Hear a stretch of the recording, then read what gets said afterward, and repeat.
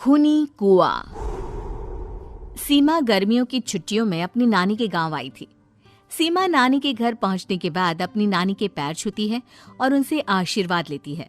तभी उसकी नानी उससे कहती है, इतनी बड़ी हो गई मेरी सीमा, चल जल्दी से हाथ मुंह धो ले, मैं तेरे लिए खाना लगा देती हूँ।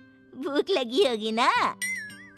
हाँ नानी, भूख तो लग रही है मुझे, आपके हाथ के बने हुए पीले दाल और चावल खाने की। कितना टाइम हो गया है मुझे आपके हाथ का बना हुआ दाल चावल खाए हुए। तू तो नौकरी में व्यस्त थी, तो तुझे कहाँ से टाइम मिलेगा अपनी नानी के लिए? और जब इतने टाइम बाद आई है तो ज्यादा टाइम के लिए रुक कर जाएगी तू। हाँ नानी, इस बार पूरे 2 महीने के लिए आई हूँ। सीमा की नानी अंदर जाकर उसके लिए खाना बनाने लगती है। सीमा कमरे में अकेली होती है, तभी उसे किसी औरत के रोने की आवाज सुनाई देती है। वो कभी खिड़की से बाहर झांकती है तो कभी दरवाजे से बाहर झांकती है। उसे समझ में नहीं आ रहा होता है कि आखिर रो कौन रहा है। तभी नानी खाना लेकर आ जाती है। वो अपनी नानी से कहती है, नानी, कोई औरत रो रही है क्या? मैं जब से यहाँ आई हूँ तब से मुझे यहाँ किसी औरत की रोने की आवाज आ रही है। हे भगवान, कहीं ये वही तो नहीं? बोलो ना नानी। अरे कोई नहीं रो रहा, ये तेरे मन का वहम है। और तू ना अब खाना खा ले, ज्यादा यहाँ वहाँ की बातों में ध्यान मत दिया कर। जल्दी से खाना खा और फिर मेरे साथ आ जा मेरे कमरे में, दोनों बैठकर खूब सारी बातें करेंगे। ऐसे ही अगले दिन सीमा अपनी नानी के साथ गांव के बाजार जा रही होती है। उसी रास्ते में फिर से किसी औरत के रोने की आवाज आती है। वो अपनी नानी से कहती है, अरे नानी, क्या सच में तुम्हें अभी भी किसी औरत की रोने की आवाज नहीं सुनाई दे रही? मुझे किसी औरत की बहुत बुरी तरीके से रोने और चीखने की आवाजें आ रही है। मैं बहुत परेशान हूँ नानी, आखिर ये कौन है?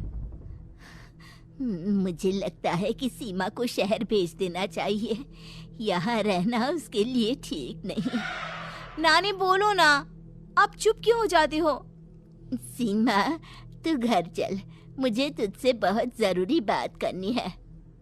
नानी सीमा को घर ले आती है और सीमा से कहती है, सीमा, कल सुबह तू शहर वापस चली जाएगी। अरे अचानक? आखिर क्या बात है नानी, आप मुझे ऐसे जाने को क्यों कह रही हो? मैं बस जो कह रही हूँ उस पर ध्यान दे।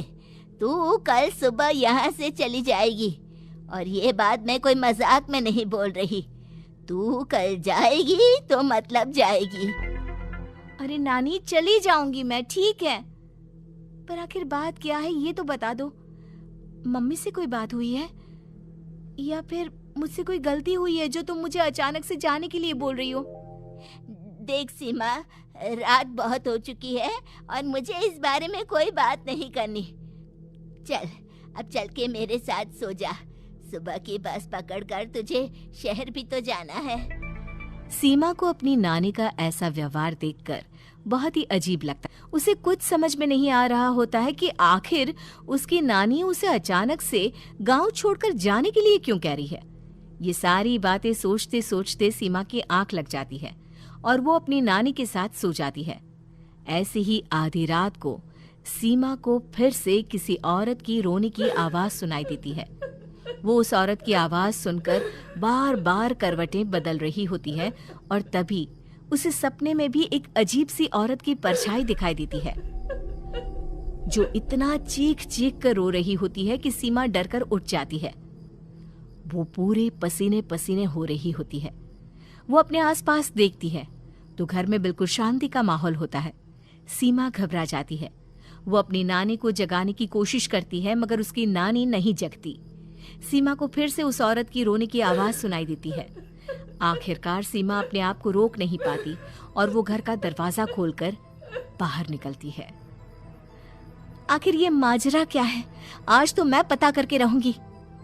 अब आवाज का पीछा करते हुए सीमा आधी रात को गांव के चौपाल के पास बने कुएं के पास पहुंच जाती है, जहां कुएं की चारों ओर बेड़ियां लगी होती हैं।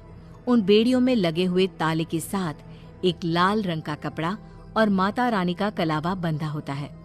उस कुएं में से सीमा को किसी के रोने की आवाज आती है। सीमा परेशान हो जाती है।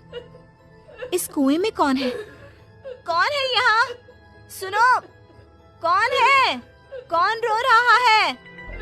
वो चिल्ला चिल्ला कर पूछती है और साथ ही लोगों को जगाने की कोशिश करती है, मगर किसी को भी उसकी आवाज सुनाई नहीं देती। अब सीमा खुद उस कुएं के पास की बेड़ियों और तालों को खोलने की कोशिश करती है और किसी तरह कुछ देर की मशक्कत के बाद सीमा उसको खोल भी देती है। और जैसे ही वो कुआं खोलकर उसके अंदर झांकती है, सीमा उस कुएं में गिर जाती है। इतने में उसकी नानी की नींद भी खुल जाती है और सीमा को पास ना देखकर नानी परेशान हो जाती है। नानी घबराकर पूरे घर में उसे ढूंढने की कोशिश करती है, जिसके बाद उसकी नानी और सभी लोग उस खूनी कुएं के पास जाते हैं और सीमा की नानी कुएं के पास खड़ी होती है। सभी गांव वालों और सीमा की नानी को सीमा के चिल्लाने की आवाज आती है, बचाओ, कोई मुझे बचाओ। मेरी बच्ची, हम आ गए, हम तुझे बचा लेंगे। नानी, मुझे यहाँ बहुत डर लग रहा है। यहाँ इंसान की कटी हुई मुंडिया, हाथ, पैर और कंकाल है और खून भी है। नानी, मुझे डर लग रहा है। आप सब मेरी मदद कीजिए, नहीं तो ये खूनी कुआं मेरी बच्ची को भी खा जाएगा। अरे मुझे तो ये समझ में नहीं आ रहा कि आखिर इस खूनी कुएं को खोला किसने। सालों पहले इसको इतनी मुश्किलों के बाद तांत्रिक बाबा ने बंद किया था। अरे पूरा गांव खूनी कुएं के बारे में अच्छे से जानता है, तो कोई भी जानबूझकर तो ऐसा करेगा नहीं। मतलब किसी ने अनजाने में इसे खोल दिया है भैया। सीमा को इस बारे में मालूम नहीं था और जब से वो यहाँ आई थी तभी से उसे किसी औरत के रोने की आवाजें भी सुनाई दे रही थी। कहीं सीमा ने ही तो उसे नहीं खोला। अगर ऐसा है तो फिर सीमा का बचना बहुत मुश्किल है। वहीं कुएं के अंदर सीमा रोते हुए बैठी होती है कि उसे आवाज सुनाई देती है जो कुएं के बाहर खड़े गांव वालों में से किसी को सुनाई नहीं देता।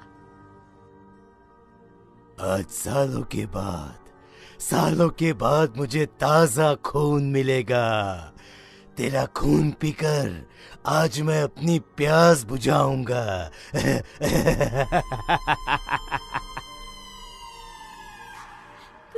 कौन है? मत मारो प्लीज, मुझे जाने दो प्लीज। मैंने किसी का क्या बिगाड़ा है? वो तुझे मरने के बाद पता चल ही जाएगा। जितने में गांव वाले और सीमा की नानी कुछ सोच पाते, उतने में उन्हें सीमा के चिल्लाने की आवाज आती है और अगले ही पल सब शांत हो जाता है। क्या हुआ? सीमा, मेरी बेटी। माफ करना बहन, लेकिन अब सीमा वापस नहीं आएगी। हमें एक बार फिर से कुएं को बंद करना होगा। गांव वाले तभी तांत्रिक को बुला कर लाते हैं। एक बार फिर अपनी शक्ति से तांत्रिक बाबा उस कुएं को हमेशा हमेशा के लिए बंद कर देते हैं और वहां एक बोर्ड लगा दिया जाता है कि यहाँ आना मना है।